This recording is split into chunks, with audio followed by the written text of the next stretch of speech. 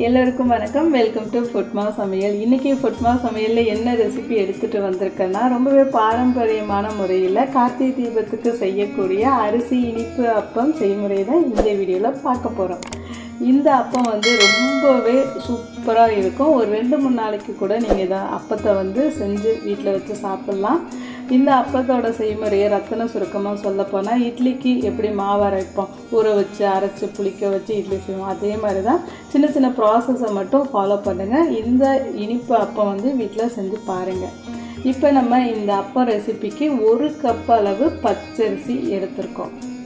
இதை ஒரு 4 தடவை கழுவி எடுத்துக்கோங்க, அரிசியோட வாடையெல்லாம் இல்லாமல்.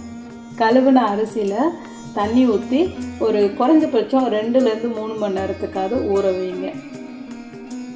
ஊறின அரிசியை கம்ப்ளீட்டாக தண்ணியை வடித்து எடுத்துட்டு ஒரு துணியில் போட்டு ஒரு 10 நிமிஷத்துக்கு ஃபேன் காற்றுல காய வச்சுருங்க.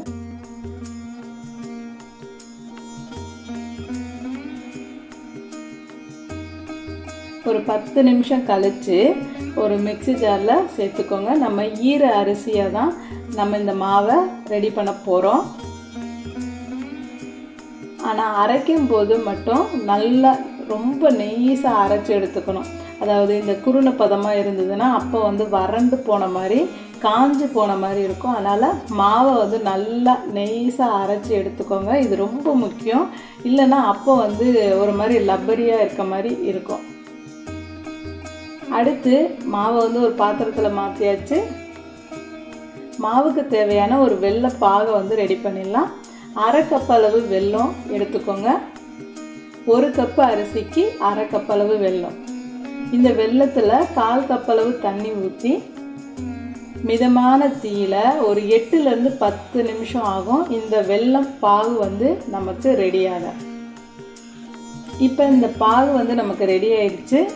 இப்போ இந்த பாகை நம்ம செக் பண்ணிடலாம். ஒரு சின்ன கிண்ணத்தில் தண்ணி வச்சுருக்கேன். அந்த தண்ணியில் ஒரு 2 ட்ராப் விட்டுங்க. விட்டு பார்த்தீங்கன்னா பாகு தண்ணியில் கரைஞ்சி போகாமல் இருக்கும். இது மாதிரி உருட்டி பார்த்தீங்கன்னா நல்லா ஜெல்லி பதத்தில் இருக்கணும். ரொம்ப கல் மாதிரி இருந்துச்சுன்னா அப்போ கரடு முரடாக கல் மாதிரி இருக்கும். இது எல்லாத்தையும் சேர்த்து கலந்து விட்டுட்டு எல்லாத்தையும் நல்லா கலந்து கொடுத்து 1 டீஸ்பூன் அளவு கோதுமை மாவையும் 1 சிட்டிகை அளவு உப்பையும் போட்டு மாவை நல்லா சப்பாத்தி பதம் அளவுக்கு பிசைஞ்சு எடுத்துக்கோங்க. இப்போ நமக்கு மாவு தயாராகிடுச்சு. இது போல் துணி போட்டு மூடி வச்சுருங்க. நான் இன்னைக்கு ஈவினிங் தான் இந்த மாவை ரெடி பண்ணேன். மறுநாள் காலையில் 2 ஏலக்காய் எடுத்து பொடி பண்ணி சேர்த்துருங்க. அது கூடவே கொஞ்சமாக சுக்கு பொடியும் சேர்த்துக்கலாம். கொஞ்சமாக தண்ணி ஊற்றி மாவை நம்ம கரைச்சி எடுத்துக்கணும். கொஞ்சம் கொஞ்சமாகவே தண்ணி சேர்த்துக்கோங்க. மாவு நல்லா நெய்ஸாக இருக்கணும். அப்போ தான் அப்பம் நமக்கு நல்லா குண்டு குண்டாகும், நல்லா பஞ்சு போல் அப்பம் கிடைக்கும். இதை கரைச்சிட்டு ஒரு 1 மணி நேரமாவது அப்படியே ஊற வச்சதுக்கப்புறம் ஒரு அடிகனமான பாத்திரத்தில் எண்ணெயை சூடு பண்ணிக்கோங்க. மிதமான தீயில அடுப்பை வச்சு கொஞ்சமாக மாவை சேர்த்திங்கன்னா இது போல் கொஞ்ச நேரத்தில் மேலே எலும்பி வந்துடும். அவ்வளோதான். திருப்பி திருப்பி விட்டிங்கன்னா நமக்கு இனிப்பு அப்பம் தயாராகிடும்.